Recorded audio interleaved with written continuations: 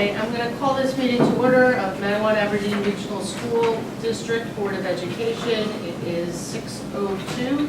Can we stand for the pledge? Pledge allegiance to the flag of the United States of America and to the republic for which it stands, one nation, under God, indivisible, with liberty and justice for all.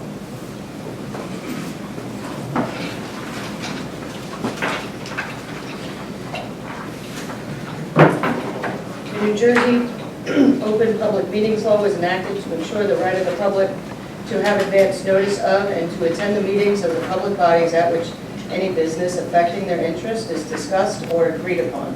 In accordance with the provision of this act, the Manawan Aberdeen Regional School District Board of Education advertised this meeting on August 6, 2019 in the Asbury Park Press and the Star Ledger. This notice was sent to the municipal clerks of the Borough of Manawan, Township of Aberdeen, and the Manawan Aberdeen Joint Free Public Library. The notice was also placed on the district's website. Can you take roll call, please? Thank you. Good evening. Mr. Ahern? Mr. Brennan? Here. Dr. Blaine? Here. Mr. Monson? Here. Ms. Moore? Here. Ms. Nappy? Here. Ms. Whalen? Here. Ms. Esposito? Ms. Ridley? Yeah. Here. Thank you. So normally, we would go into our minutes and our regular agenda, but we have a training actually for the board, and because we attached it to a board meeting, you all get to see that. So if there's no objection, I would just go right into Ms. Weinkauf presentation. Good evening. So, just briefly, one of the reason why I'm here tonight was Allison had reached out to me with regards to establishing communication protocols for the board. And as we were talking, one of the reasons why we wrote out that now might be a good time to do it is that come November, you're going to have a transition on the board where some people are not going to be rerunning for the board, and so you will be getting new people coming on board.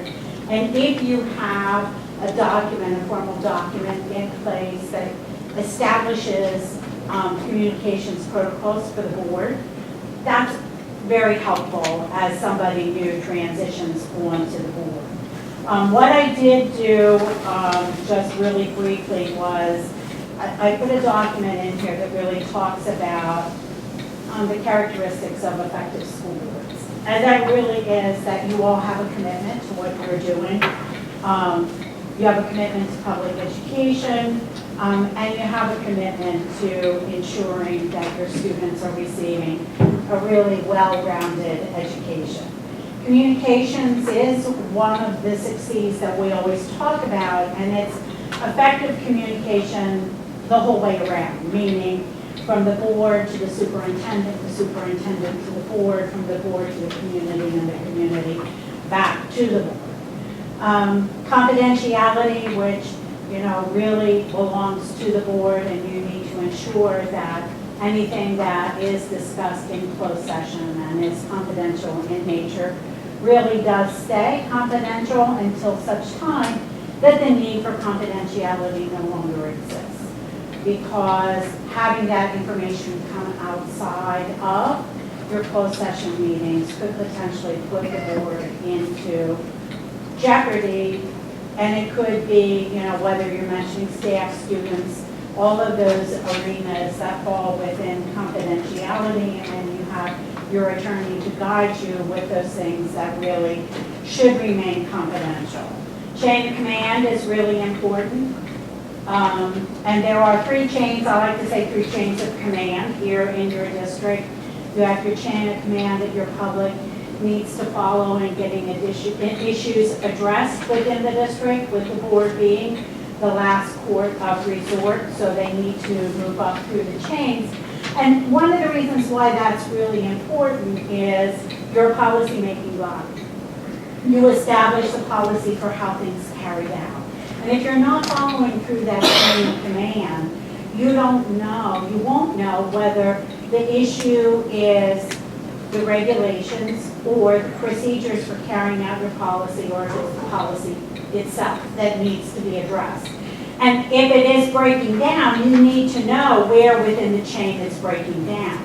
You know, is it breaking down at the teacher level? Is it breaking down when it gets to the building level? Or is it breaking down whenever it gets to administration? And so that can be easily remedied through adjusting the regulations for carrying out your policy.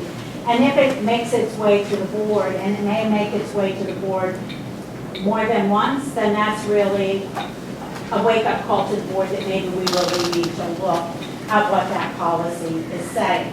So we have our community chain of command. There should be a chain of command for your board, how your board gets things addressed. You have a chain of command for your staff, and that's really laid out within the grievance procedure that's in your negotiated agreement. Confidence, I think you all have to have confidence in yourselves as board members, as well as confidential.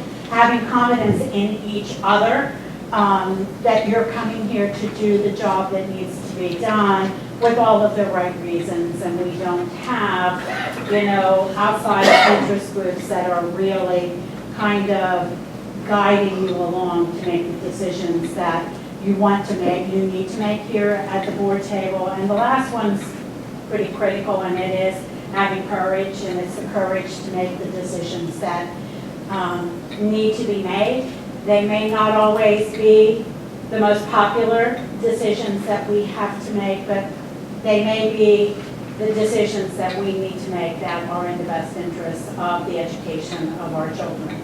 And when it comes to that, it's sometimes really, really difficult, especially if we're a parent that has kids in the school district, or we have grandkids that are in the school district.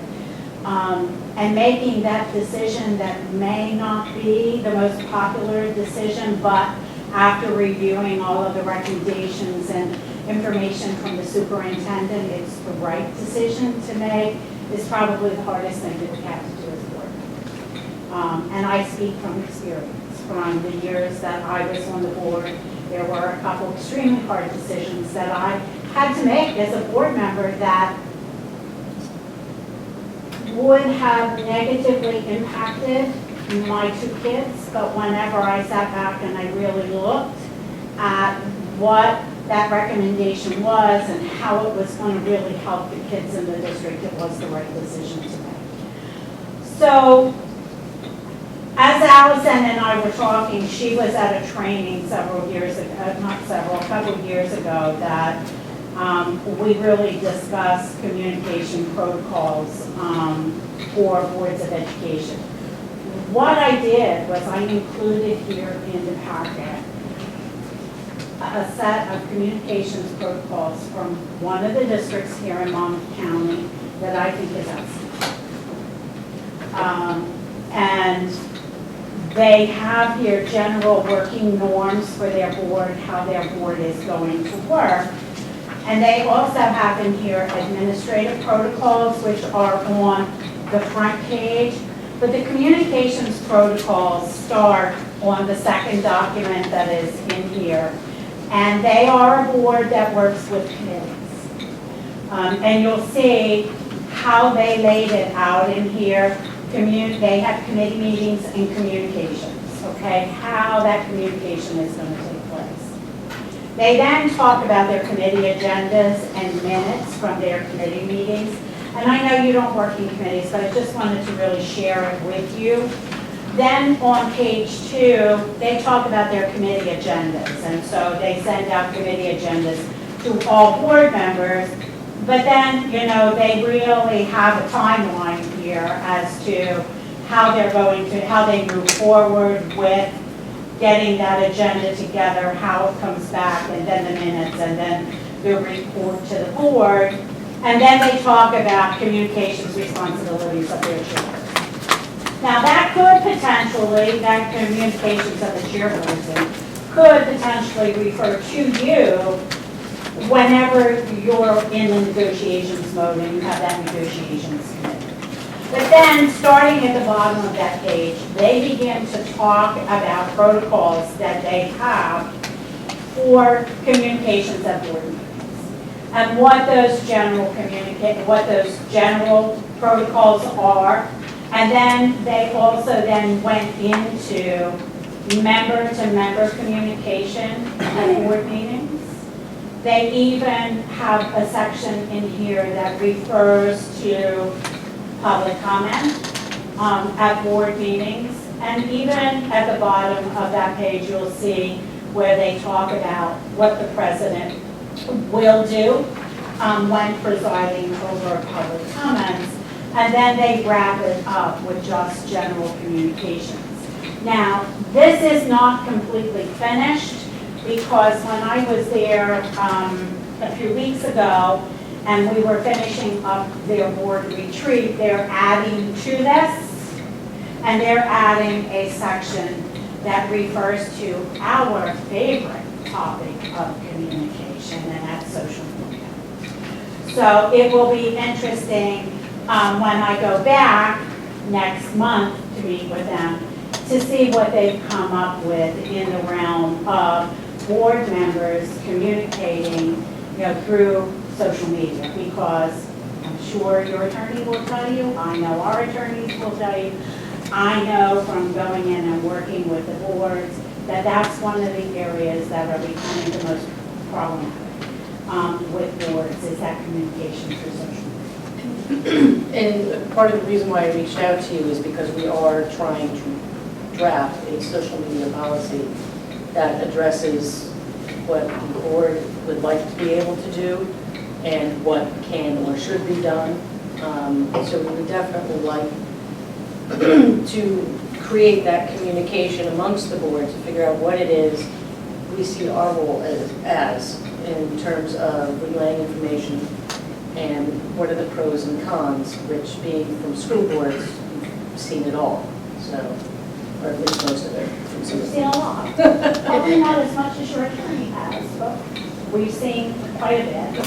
And the whole, the whole thing around the social media piece is, you do have, one of those First Amendment rights that allows you to be able to, state and make those comments.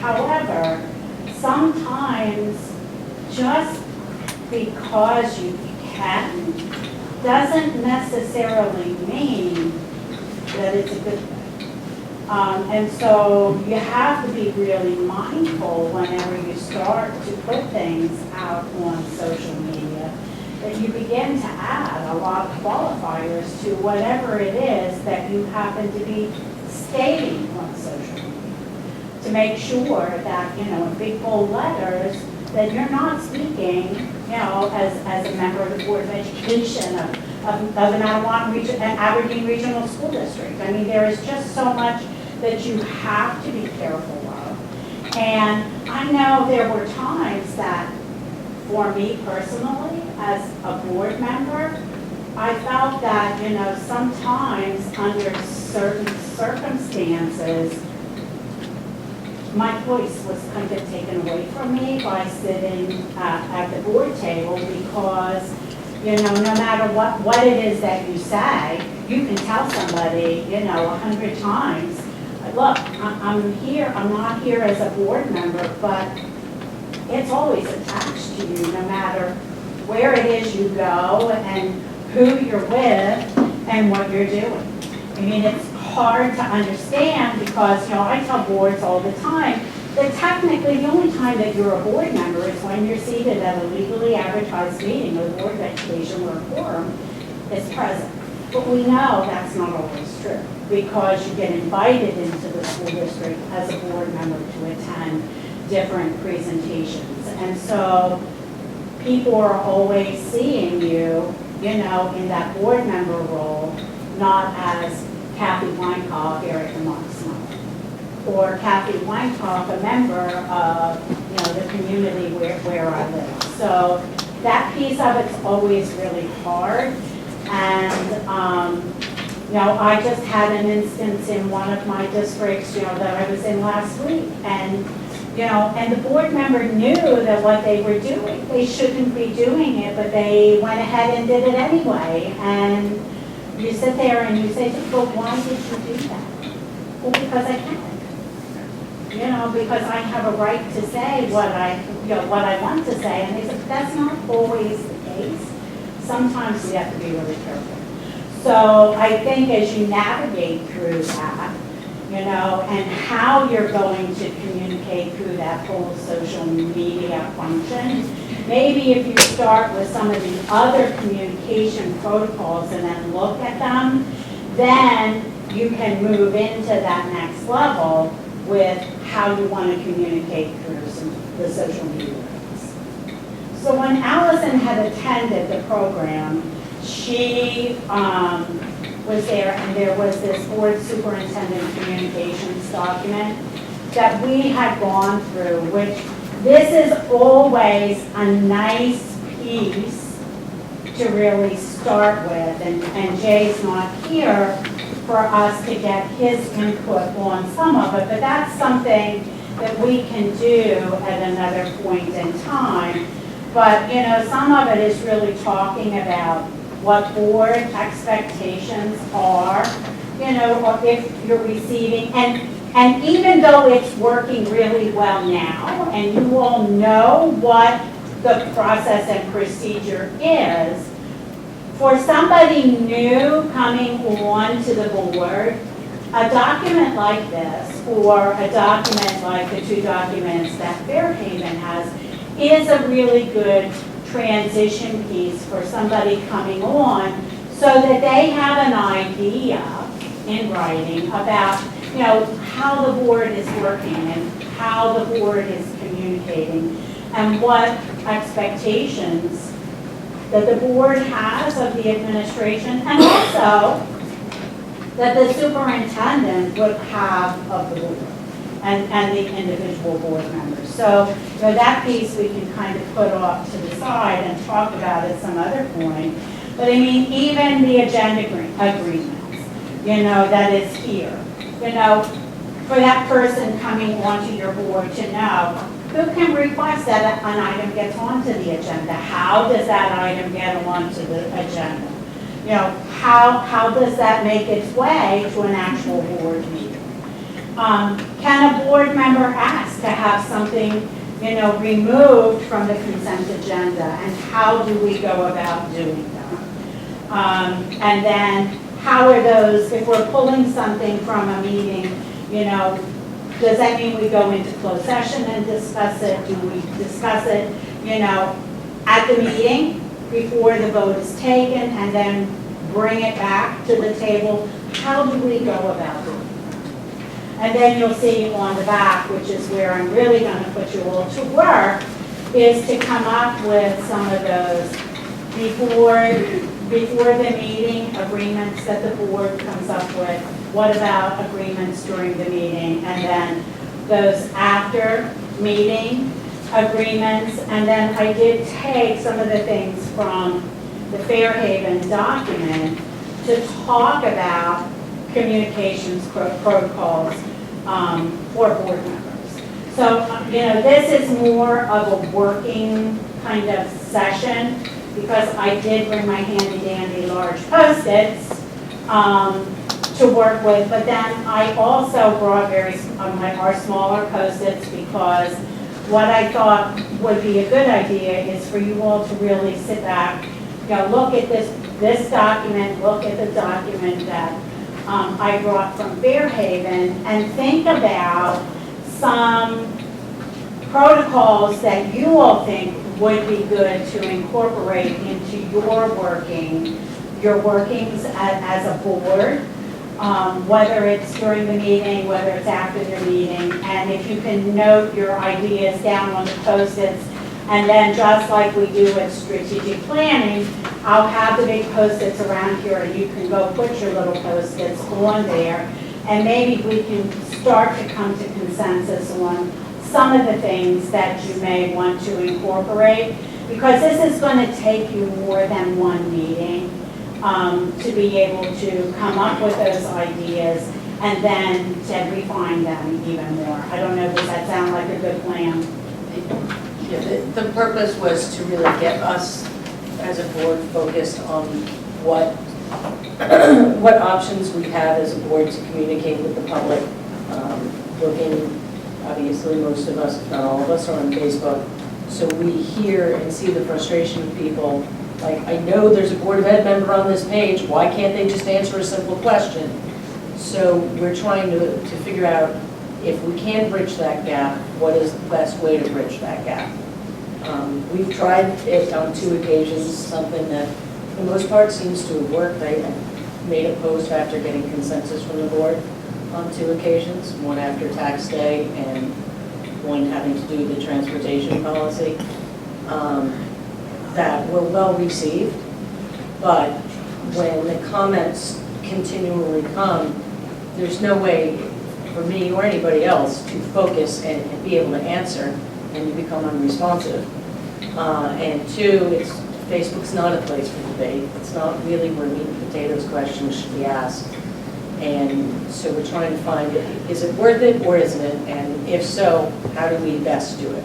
Well, and most districts, and I mean, you know, we have David here, and so I think, you know, it's important for him from a legal standpoint to be able to let you know legally what you can and can't do.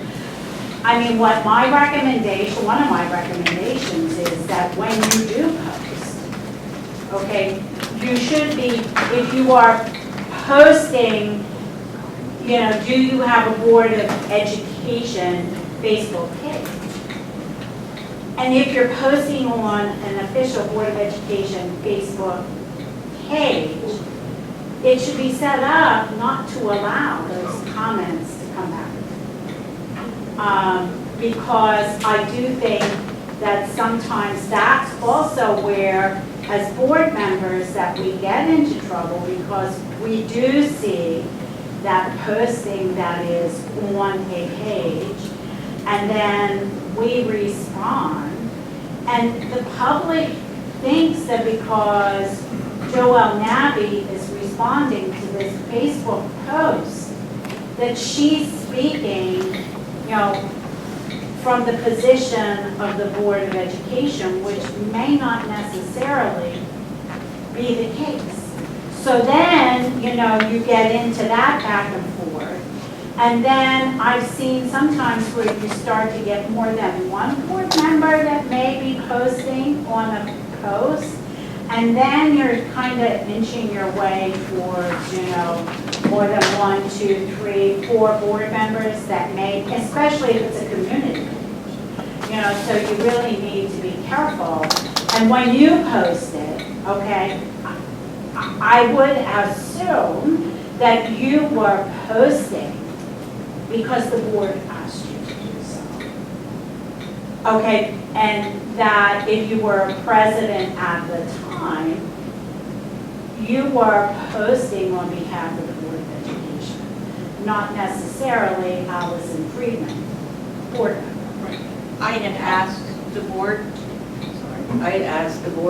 sent them a draft, sent the administration a draft so that they were aware of what was going on, why I thought it was a good idea, asked for consensus of the board so that when I had majority, the post went up. It was posted from my account but signed as Board of Education president. As if debate started, I think at one point I said, this isn't for debate, you need to call the district, you need to call that was basically answered every question. You need to get in touch with the district if you have further questions. And at least my feeling, and that's why I wanted this to be a group discussion, is, and we've had the transportation policy, and it was clear that obviously there are many people who live in our towns that do not have kids in the district that want the information as well, whether in this case it was tax information and so on. So not everybody's looking at the district website. I believe that this district has done everything they can, including YouTube, to be as transparent as possible, but Facebook adds that other extra avenue to be, I guess, a little more transparent if possible. But it also, I can see, leads to frustration on everybody's part. Right, so But I if I could, I'm just sorry, if I could just, I've been trying to break in for like the last 10 minutes, if I could. And just because we're also on camera, sorry, just because we're also on camera, I just want to clarify a couple of points because people might be possibly getting confused now. And I think we've gone from like, you know, strictly talking about board communication to a much more specific. So there is an ad hoc policy committee that exists currently to look at the social media policy for board members. This was a board goal for several years that didn't, or so we thought, get accomplished until the ad hoc committee looked more closely and realized, yes, in fact, we did get a policy update from Strauss Esme for board member social media posting, and we approved that policy. And so we do, so it's just like a minor point, but you had mentioned something about drafting a policy, and so I just want to clarify that we're not drafting, we're now looking at the existing policy that was approved by the board and considering whether or not to revise it. So I just want to make sure we're clear on, and it was just a minor semantic difference, but it, you know, probably important one, that we're not drafting, we're revising. And we're looking at several different versions that different towns have, including like a version of the pure Strauss Esme one. So I just wanted to just put that, you know, on the table as far as like what we're looking at in terms of the board members posting on social media. So to go back then to Allison and posting it on your personal Facebook page. It came from my personal page, but it went on to, there are a multitude of township community pages. So it went on to those township community pages. I actually didn't realize we had a Facebook page as the district. Okay. Fairly recent. So, you know, so that would be where I would make sure, okay, that any posting that the board president is making on behalf of the board, that's where we go. Because that makes it more official. And it may take away some of that, well, she posted it from her personal page. Is that something that really should be done? So that may be one, and David, jump in and please correct, make any recommendations that you want to make sure that, you know, when you're doing your procedure for that social media policy update, or what you may, you know, that be one of the things, you know, that occurs. The other thing I would say is I'm not a huge fan of sending things out to the board members and asking for consensus outside of a meeting.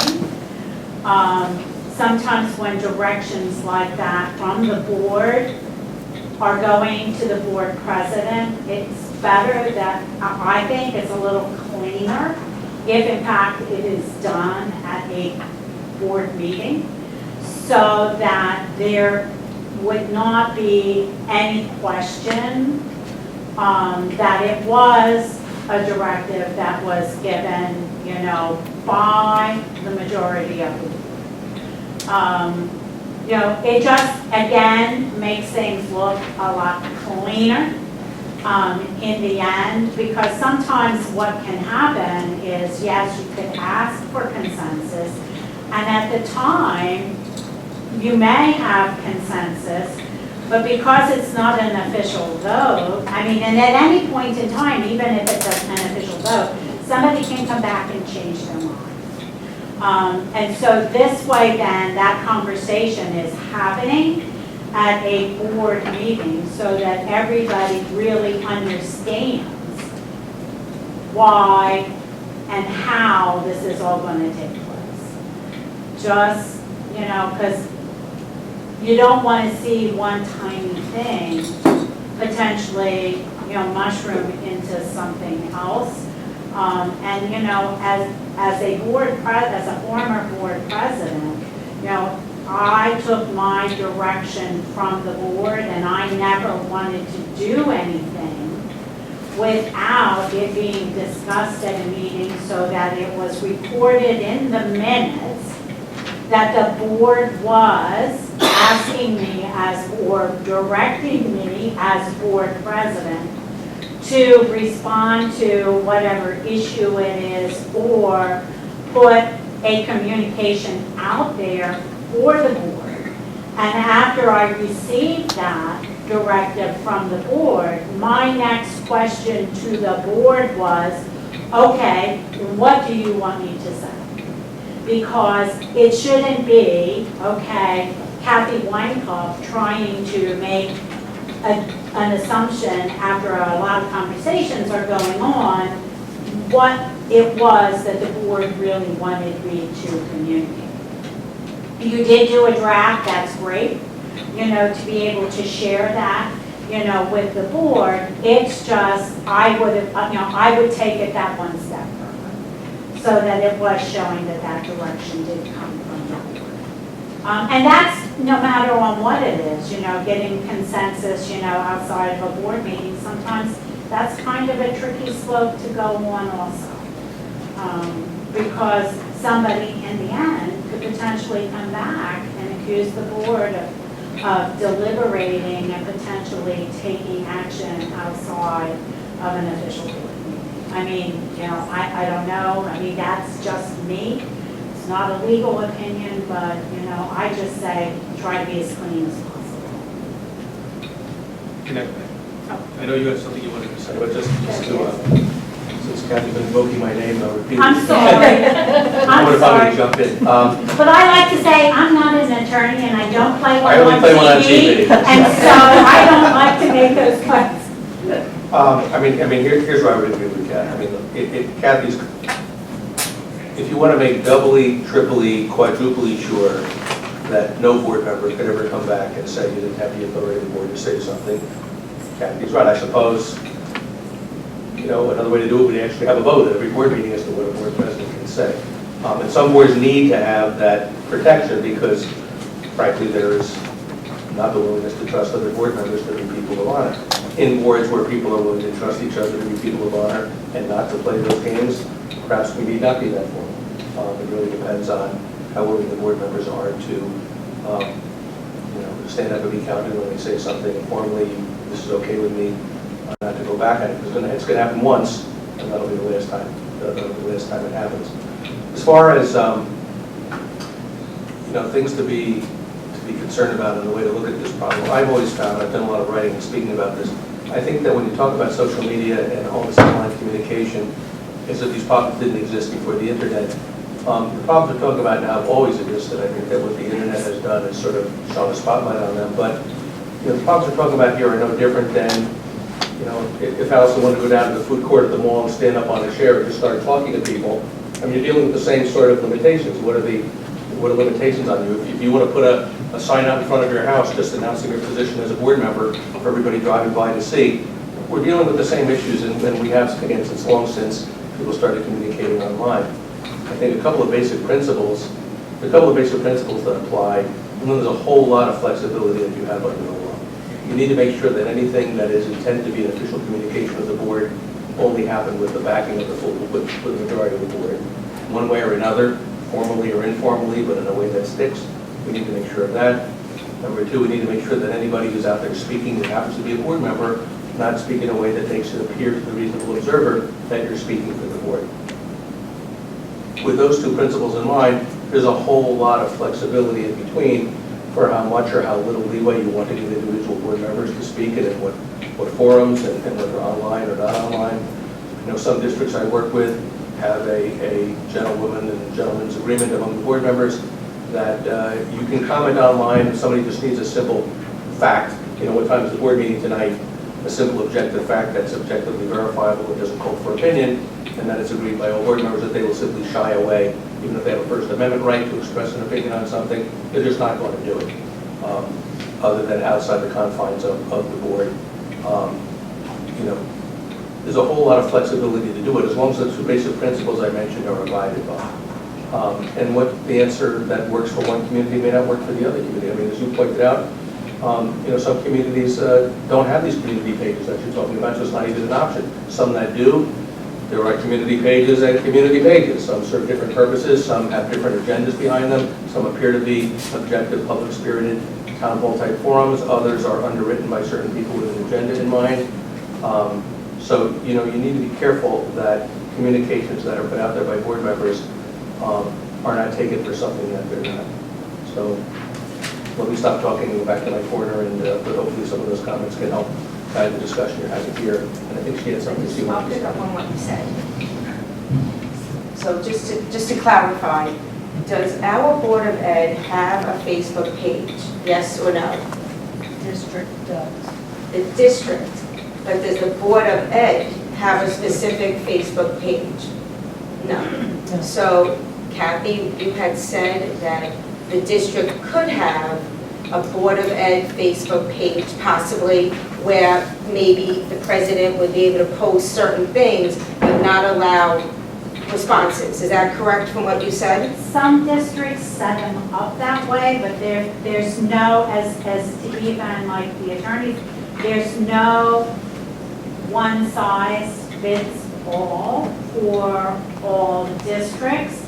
Some districts do have a dedicated page just for the Board of Education. Most districts have a Facebook page for the district, and the board president could post on that page. But before you would go to, you know, having an actual page for the Board of Education, a conversation would need to be had. What kind of things would you put on that page that couldn't potentially be put on a district?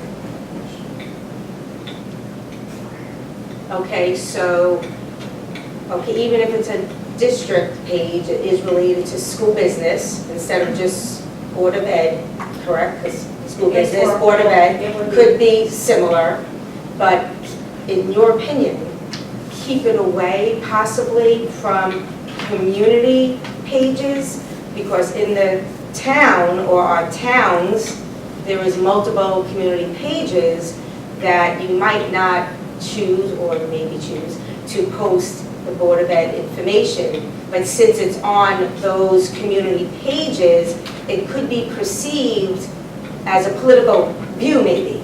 So if it was or something the board would want to pursue, in your opinion, keep it as a district page, Board of Ed page, if we were to go forward with agreeing or making our social media policy to that way?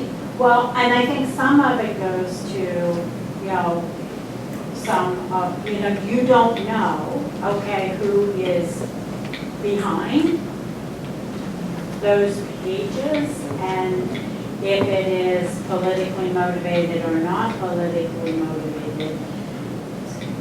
To me, it almost seems that if you're going to post something on one community page in order for fairness to be all across the board, then you would almost need to post on all, so it didn't look like the board was picking and choosing what pages it went on. If you were either using the district page or if you had a board page, then that would be, I would think, where that information could potentially be. And a lot of the times, there's not, you know, they set it up with the administrative rights so that, you know, this back and forth, it's information out one way. And so if people want to bring information back, then ideally they would reach out to the board through a meeting, or you could refer in the post that here is the here's the transportation policy, we wanted you to be aware of it. If you have any questions or comments, please, come to the board meeting, whatever, to state through it. But I also would say is if you do see something, that's being posted on pages that is inaccurate, there's not anything to say that you can't make a post to correct it, but then refer them to where that correction is. Just, you're just giving information out that, that's inaccurate. Here is who you need to contact, especially if it's something that happened at a meeting, at the meeting, here's what the board voted on. That type of thing. So I just think you just have to be mindful, of what that information is. Because you really want it to go out one way, because you don't want to get into, I don't think, that debate back and forth with community members about those postings that may be there. I don't know. I tend to be, in most cases, where people may not necessarily believe that's the case, but I tend to be a little more conservative, about how I'm communicating, so that I want to make sure that the information that I'm putting out there is in fact correct information. Before I go and begin to start making a lot of comments on this. I don't know. That's actually one of, there are about 5 or 6 different community pages. And there's always people fighting on those pages. And I think that if a board member starts going on there and fighting on it with them, I just think that it's a bad thing. I mean, a lot of people are just very uninformed. Do you see how many people are here tonight? This is more than most of our Board of Ed meetings. But And we the have problem- people, we're videotaping, so is that live stream? Yes, it is, no, well, it's YouTube, but the thing is that most people in this town do not pay, there are people that do, but a lot of the people in this town are so uninformed, they don't know what's true and what's not true. So when they see things on the community pages, they just think that's the truth. And so then when we see what they're writing, it's very hard for us not to get on there and say, well, this is really wrong. So if there actually was a Facebook page for us or for the, see, we have an MARSD.org, that really should have all the information people need. But people don't read that either. And so that's why I'm saying, this is a big Board of Ed meeting. We don't get, the people from the community do not come out. And so there's no other way of them hearing any of this information unless they go on these community pages. Well, half the stuff on the community pages are not correct. And so, of course, Allison or one of us would want to correct it, but that's really not the way to do it. It's got to be a better way of getting all the information out without us getting ourselves in trouble and starting all these debates that go on these pages. Well, see, and that's the other thing then, with having, if it's set up administratively not, to allow those comments and that information is getting out there, the one way, where it becomes a little bit unmanageable is to what Allison said before, who's monitoring? Who is responding? How often is somebody monitoring and how often is, because, that can become a full-time job in and of itself. Even here in the district, for your district Facebook page, who's monitoring it? If there's anything to be responded to, who is doing that? So I think, for the board, you have to be careful, in how you go about navigating that. And, to me, it may be something as simple as putting the information out there here's the transportation policy, the board is going to be discussing and adopting it at whatever meeting. Please come out, to provide any input or comments you have to that at the meeting. Because, the other piece about responding constantly back and forth, that gets to be time consuming, and after a while, it gets to be very draining on the person who is doing all of that responding. And then you have to make a judgment call is, if I'm responding, is this the way the board wants it to be responded to? I agree, and I think that is one of the concerns that I have, is that, if you try to go on to a community page and respond to something that may be incorrect, or, people may be sort of getting, frustrated or in a lather about something, you can't possibly monitor all of the pages and respond to every concern. So now you're going to be dealing with, well, they post, the president posted on this page, but they didn't post on this page, or, and I think also a lot of times when people do believe that there's responses there from the board or from board members, what I've seen happen is then now it's a place to air the grievances even more, when you really want people to follow, as you talked about, those correct chain of command, and using this meeting and its open forum as the real place for the discussion, because I don't want people to then think, well, somebody's probably monitoring this, so if I post my issue here, this is how it can get resolved. And it's really not always the best place to get an answer, because it isn't anyone's job on this board to be the full-time monitor of social media.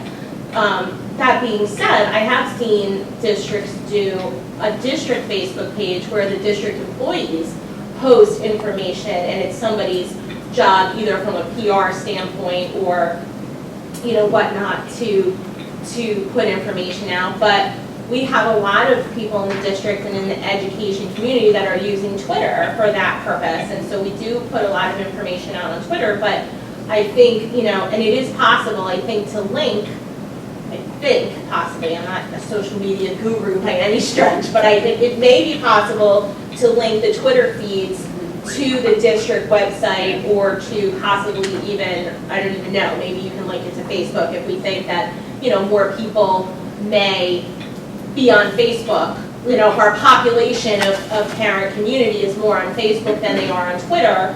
I'm all for wanting to have as much transparency as possible and getting as much information out there as possible, but I also want us to really be reflective and ask ourselves, what is the role of the board? Is it really our job to be the PR firm for the district, or to be putting messaging out there, or should perhaps that be, coming from Jay and his team? So, I think that's where, we kind of took a pause to kind of deliberate about that, and really want to get a bead from the rest of the board as to, from each other, just outside of the ad hoc committee, to really determine,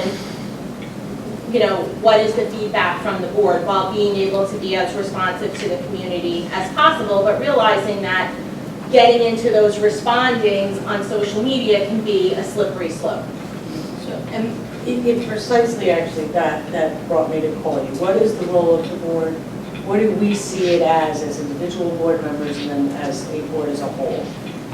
I feel one way that may not be the same as Ms. Happy or somebody else, where the board should be some communication, a bridge to the community. But in saying that, there has to be limits, because it is an unmanageable situation to be monitoring all these pages. It is not a doable situation to even the anxiety you get when you make the post to not know how it's going to be received. And you don't want everybody commenting from the board, because you may get 9 different comments. So, and not to mention the sunshine laws and all that. So that's why I brought you in to sort of maybe focus us on what we as a board believe our role is in regards to the committee. So then that does then come down to have that conversation. You know, what do you think is your role? I mean, communication, yes, okay. So one of those 4 functions, okay, of a board is to provide an avenue for two-way communication between the board and the community. However, I think as a group, you know, maybe that this may end up being, you know, part 1, okay, of a meeting to kind of resolve this, because, you know, we could then end up with, okay, with that two-way communication, okay, what does that really mean? Okay, well, part of what it means, I think, is you have the venue, a board meeting, okay, for your community to be able to come and ask you questions and provide comment at your meetings. And so that is the community coming from here and taking it to the board.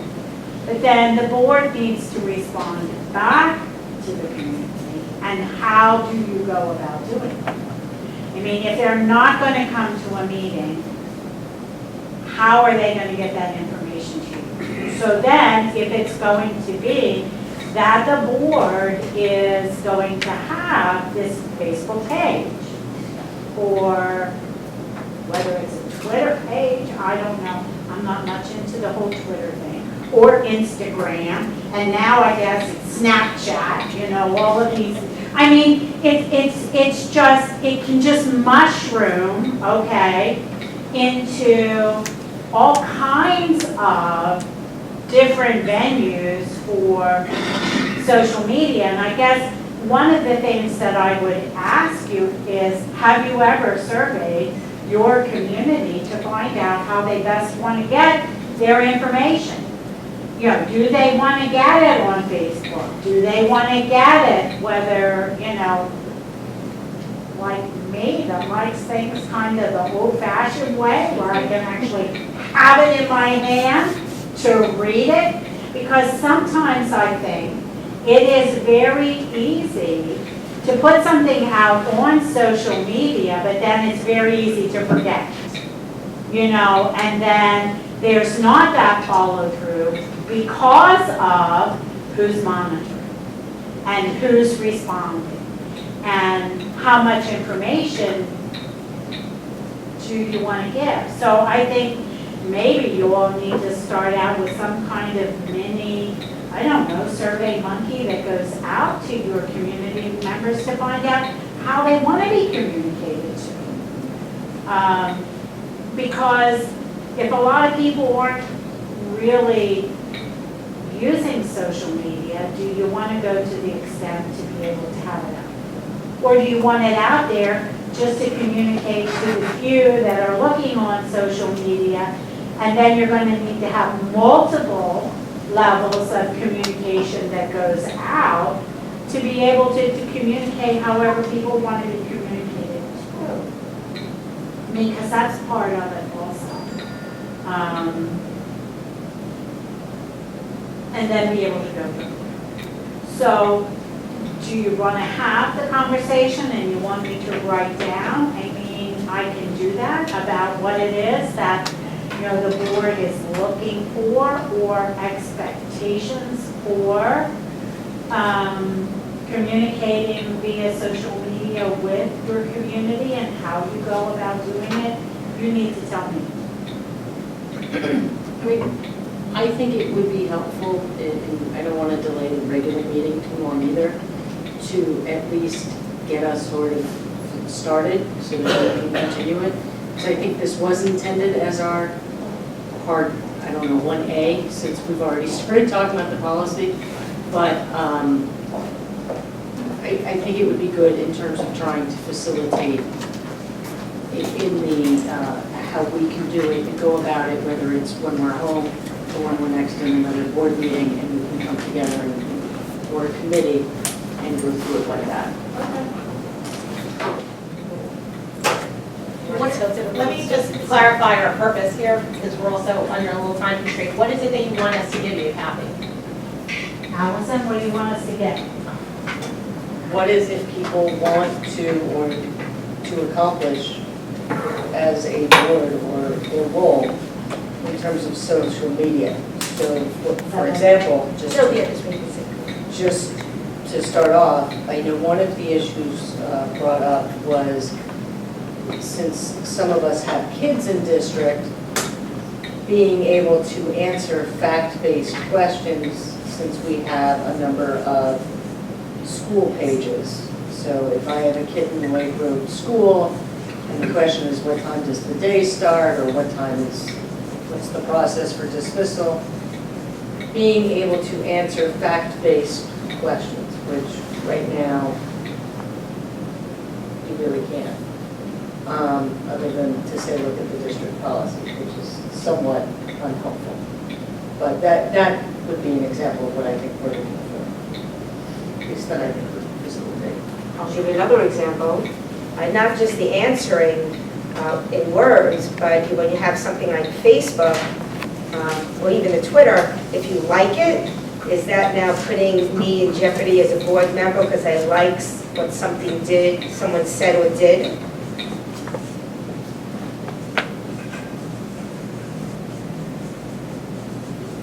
I can tell you, just to give you a 2-second word story to follow up on that.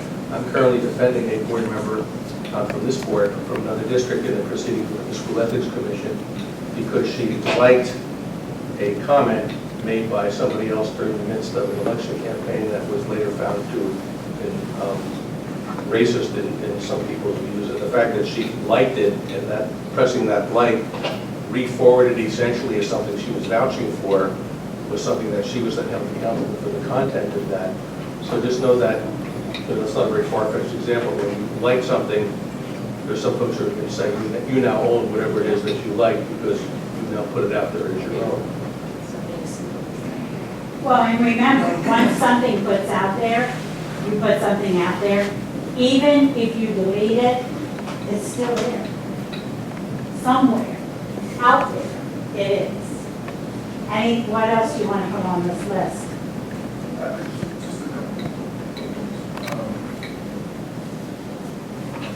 How or what does the population that's receiving this information, what are the frequency, amount, content?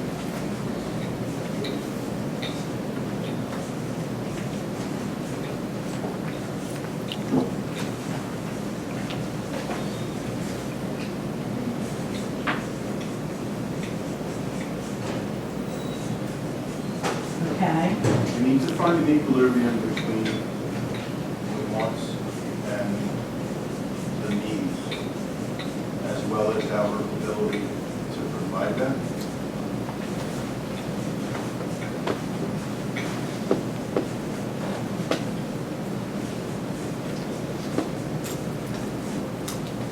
Also, may I ask a question just to be helpful? Should I assume that all board members are aware of what's posted on the board's Twitter page, the district's Twitter page?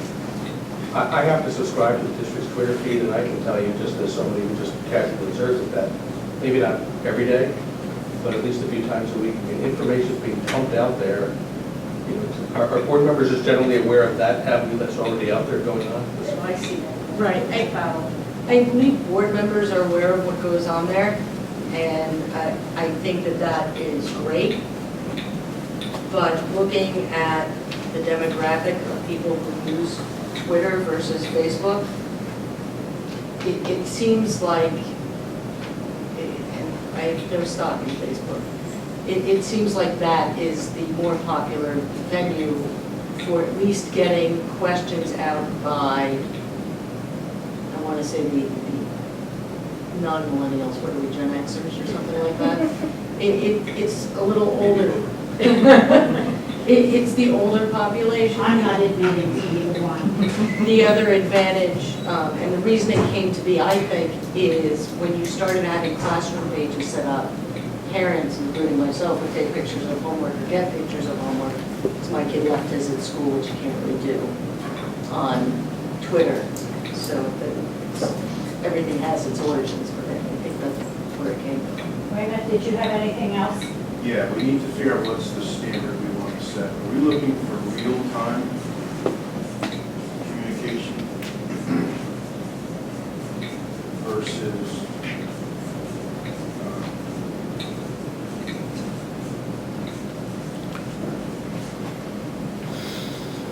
time-sensitive responses or time-sensitive information being put out versus the real time? And we need to understand the cost between Understand what? understand the cost, Oh, okay. both process-wise and time needing to be dedicated to it. That goes back to the standard of what we're looking Okay. to commit. There could be a once-a-day communication, there could be once a week, there could be twice a week, there could be 6 times or 8 times a day.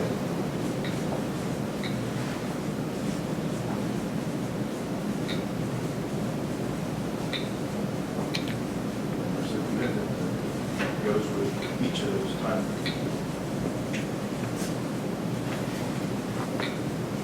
Okay. Anything else on your list? Yeah, but I'll leave it there for now. Okay. Anybody else?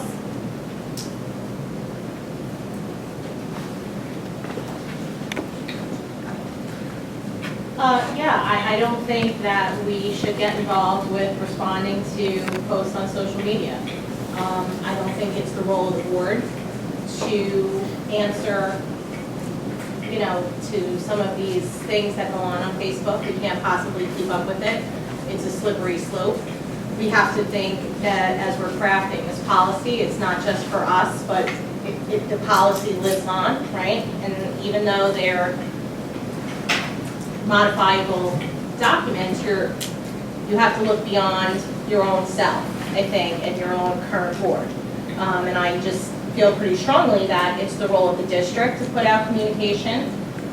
We want to create a forum of communication, but I don't want to see board members responding to people's posts on social media on various pages. Now, if the district decided to create a district Facebook page and the district wanted to post one-way communication there and link its Twitter feed to its Facebook page or whatever, or to its web page, I think that makes a lot of sense to me. But, you know, I just don't agree that it's individual board members or the board as a whole's responsibility to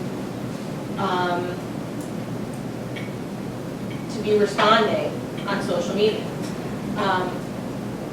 Informational posts are a totally different thing to me, and that's sort of like equivalent to posting it on the district webpage. So whoever posts something on the district webpage, if they also want to then post it on the Facebook page, that I think, you know, makes sense, because then it's getting to this audience of people that they're on Facebook all the time. They're not on the district webpage, but I think it's a really slippery slope when we start having individual board members answering like fact-based questions, like, oh, the concert's at 7, because even though it's very well-intentioned, you know, that's the beginning, and then where does it go from there? And who's monitoring all of these different places where questions are happening? And now are you going to go on every school page, and then you've got, and those school pages aren't actually district school pages, those are like PTO pages that are created. They're not, the district doesn't monitor those. And then you've got the classroom pages, and those are just created by individual parents who happen to be in that class, so you can't be on all of those. So, you know, to me, it makes more sense if there's one place where all the information goes. It satisfies the need of hitting that generation of people that is out there on Facebook, but it protects board members and it protects the district and the board. The other thing I'd like to add is just that I think it's important to get the administration's opinion, like Jay and his team's opinion on what they would like to see, because I think it goes, you know, I feel like it goes outside of our purview completely, to be honest. You know, that's just my opinion.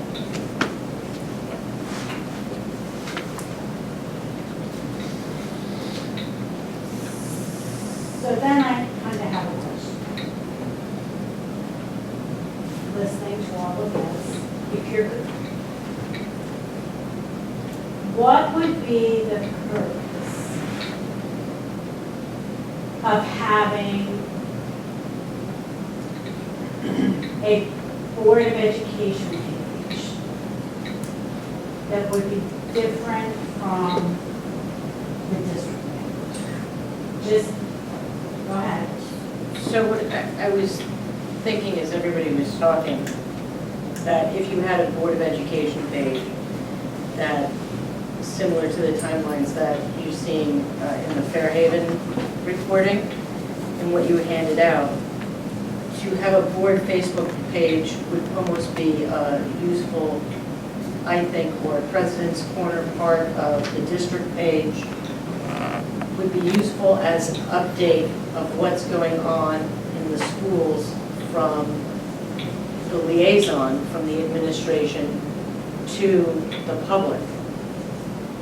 Whether it be transportation policy is going to affect people who already have busing, to answering where have your taxes gone question, and with respect to the board's role, I think we have a role, like I said, of communicating as a bridge to the community, but also of, I don't think it's a good use of my tax dollars if there are questions that our transportation administrator is answering when that answer is available from either one of us or on the district website that somebody can't find. Say that again, because I don't know if that's kind of overstepping your bounds. So, when do bus passes come out? That should be district. That should be district, and it's on the district website. The problem we have, that I've seen, is that people look at the district website who are in district, sometimes, not all the time. We've had people come up and comment on policies, wanting the policies that we're going to address actually attached to the agendas, despite the fact that they're all available online. So there is an expectation I've seen, just sitting up here for the last whatever years and being a parent, that there's some spoon feeding, that there's more accessibility. I think, to be clear, what the district does is exceptional in terms of the Twitter page, updating the district website, getting out the robocalls, putting the alerts on the homepage, bus passes coming out. But without fail, people don't follow those. So schedules was very clearly posted, we're coming out on the 24th. A test run happened and But that was on the website or on That the was on the district Facebook page? No, that's on the district website. Okay. I don't, and it's those kinds of things that are responsible for the district to do. Let's make sure it works before we launch it, when we say we're going to launch it. But it causes all this confusion, and yet here we are saying, no, seriously, it's going to be on the 24th. That's what the district page says. So I think that's part of what, and I'm picking on her, I guess, but Ms. Whalen was bringing up, being able to say, hey, it's coming on the website. They're coming out in full on the 24th. Look at the But website. don't look at it on the 22nd. Don't look We at it on told the you the 22nd. 24th. Okay, but to me, okay, then rather than have a board Facebook page, then I would think that if the district had a Facebook page, that's where it would get posted versus on a Facebook page for the board.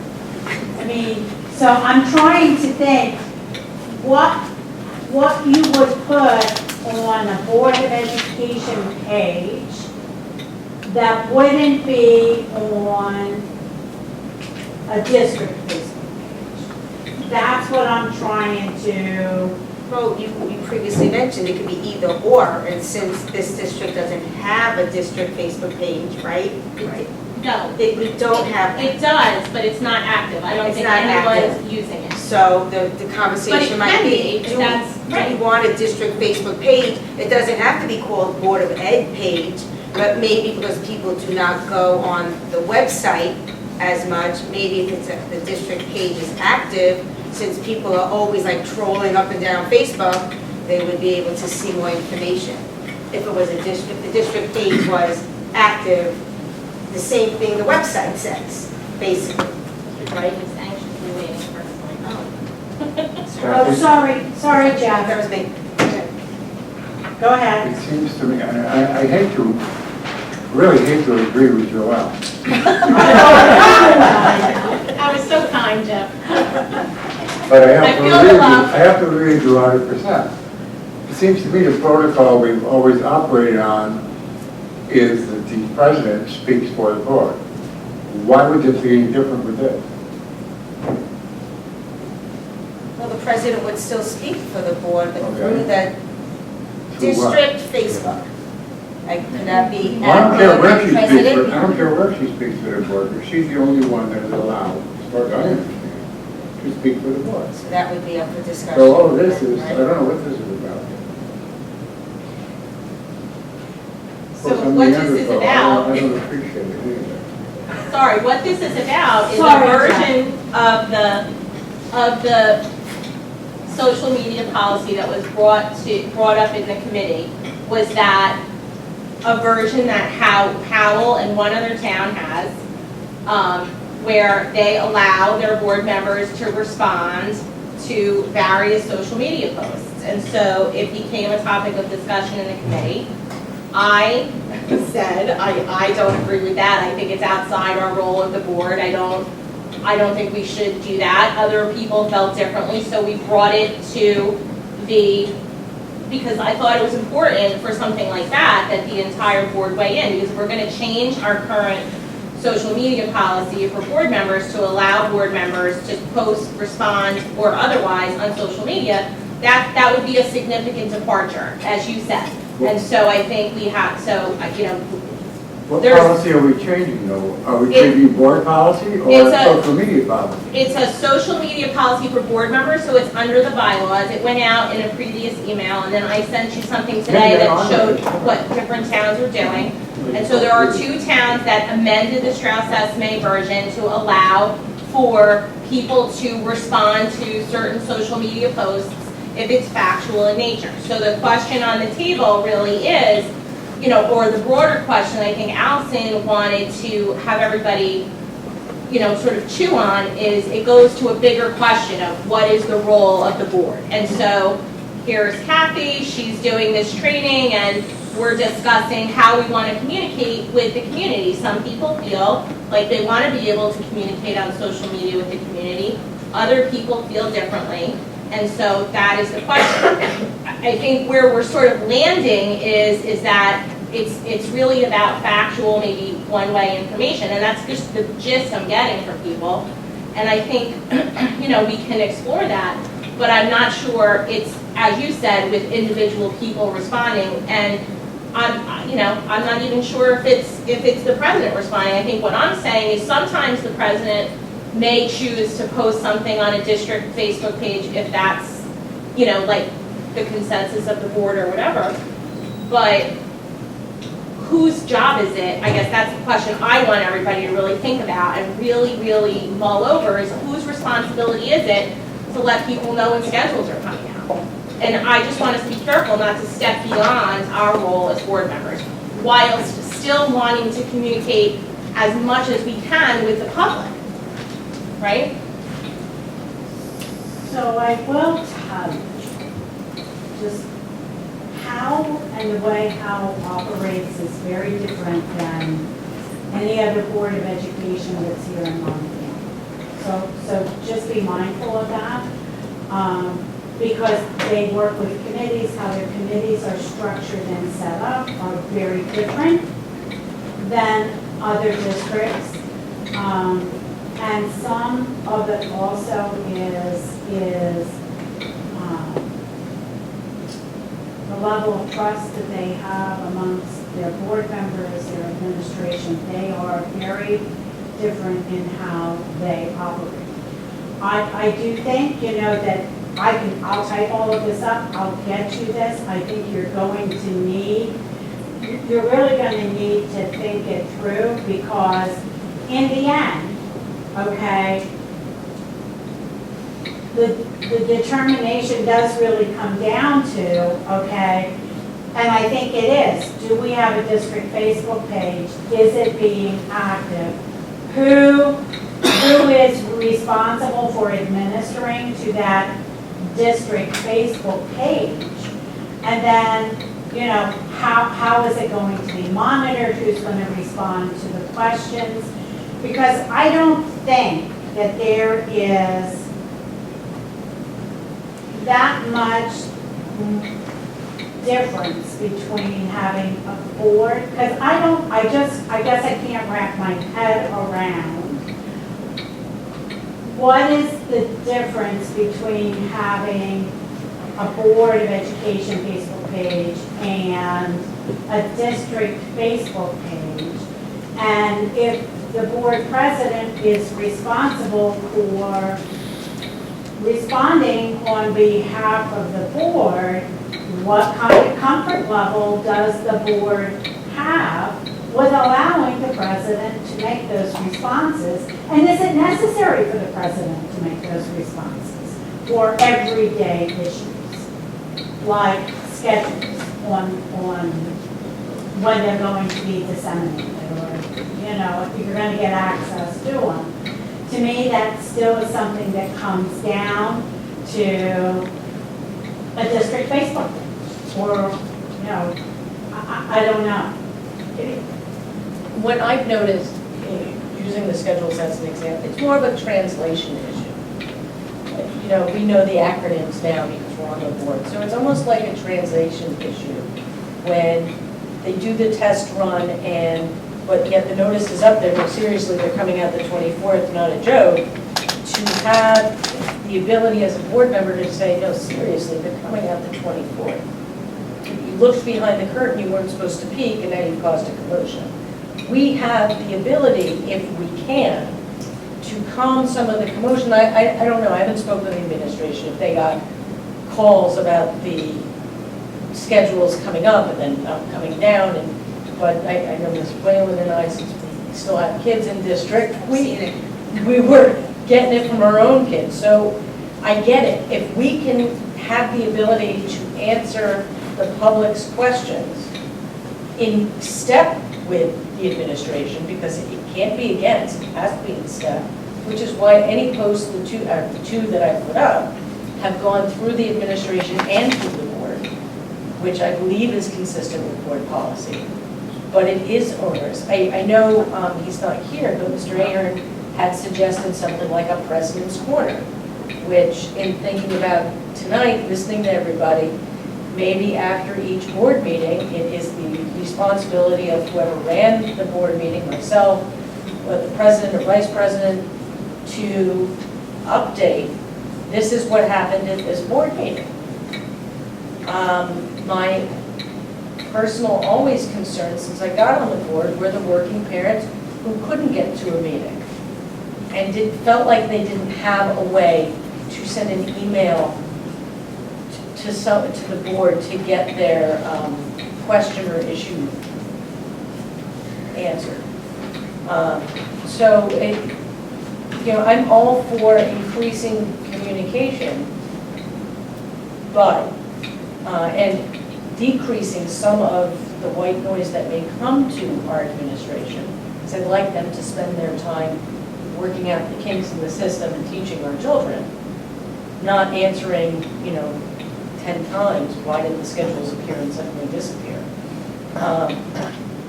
That is what I see as the benefit to having a board member or that continual conversation. And if it were on a daily basis, I don't think it would be sustainable by anybody if you were keeping up with that. I don't know how the administrators of the local pages do it. drive me crazy. You know, Allison. I'm looking at one at a farm. Allison, the honest truth is, in this district, parents, I don't even think putting on another page will help solve the problem, honestly, because if they don't go on the MARSD.org page, they don't come to these meetings, we're giving them, I mean, this is really the venue where parents are supposed to come and ask us questions and know what's going on in the district. They have they're able to go on MARSD.org and pick up, they'll see the minutes, they'll see the agendas, everything's right there. The problem is that parents are just, I guess, parents are sometimes lazy. And no matter how much we're trying to help them, who says they're gonna go on the district Facebook? So, and this is the Or the benefit, president's page. Honestly, this we're is, trying. this is the benefit to the Facebook page. If you like the page once, it always comes up in your feed, whenever something's added.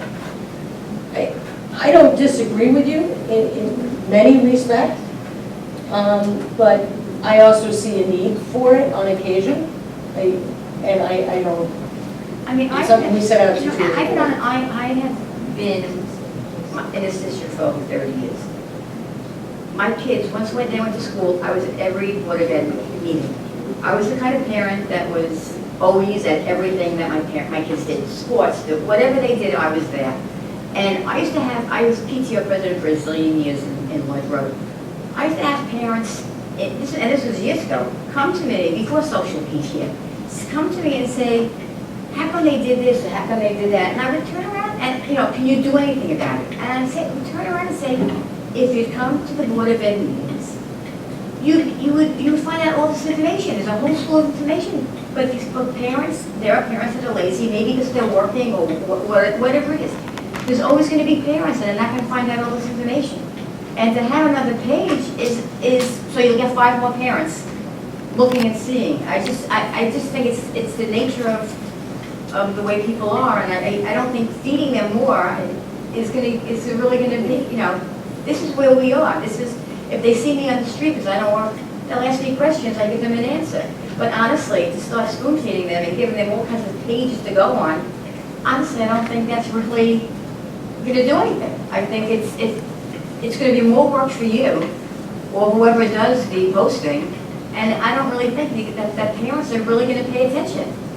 If I could just maybe make a suggestion, just given the time, and we've given this a good hour and a half worth of conversation, and it's important, but I'm going to suggest that we revisit this again, and you know, the committee sent out some information to the board, you know, with the different versions of the wording, and we sent out information about the towns that have the various wordings, and we've now compiled and listened to, like, I think all of the pros and the cons of all this. So what I'd like to do is I'd like to get, you know, solicit that feedback for the committee and also solicit the feedback from the administration. And those would be my suggestions, because we're not going to really crack this nut tonight. So if I mean, I don't know if everyone else agrees with me, but maybe we could, you know, because that's really the function of the committee, to gather this information. And this was very illustrative. Kathy said she would type this up and get it back to us. We have some feedback that we want to get from the administrative team, and then we can maybe look at like next steps. Does that sound, and like the subcommittee will convene, we'll kind of try to organize all this new information that we have and these new opinions, maybe try to answer some of Lehman's questions, and then maybe come back to the board with an update. Does that seem like a good suggestion? I just want to throw it out there. So in my head, I had hoped that sort of had 7:30 as a hard stop, just clearly because we see we've got community here, which is helpful for a variety of reasons. But I hope, and the purpose of this, which is why I put it out there, was to start people thinking about what they felt their role was as a board member in communicating. I would hope for anybody who hasn't looked, and I don't know which training I had gotten this sheet at, but that people think about the questions that are asked in them. Think about your role on the board and how that fits within our ability, or what you want our ability to communicate with. we have our next meeting date? If, I was just gonna say, if everyone's okay, what I'm going to do is I'm gonna send you an email just to kind of remind you to give feedback. And I'm only gonna put, the committee members on there. And then I'm gonna CC Allison, so it'll be only 4 people. So please just don't reply all and just give your feedback. You've had some time now to look at all the versions of the policy. We've had a really fruitful discussion here, I think. And Kathy's gonna send us like a When are you version. having your meeting? Well, we haven't set a date yet, and then I'll solicit the committee members but in the interim, if the rest of the board would do that, and then I think whatever date we set that meeting, for the next week or two, that way we'll have some information, to really solidly work with, and also get some feedback from the administrative team. So if everyone's okay with that, that would be what I would suggest. So my question to you is, if I get this to you by the end of the week, is that okay? Because I'm headed to Baltimore. Yes, ma'am, that would work for me. I don't foresee us getting together before the end of this Okay. week. I'm just guessing. But maybe next week or the week after.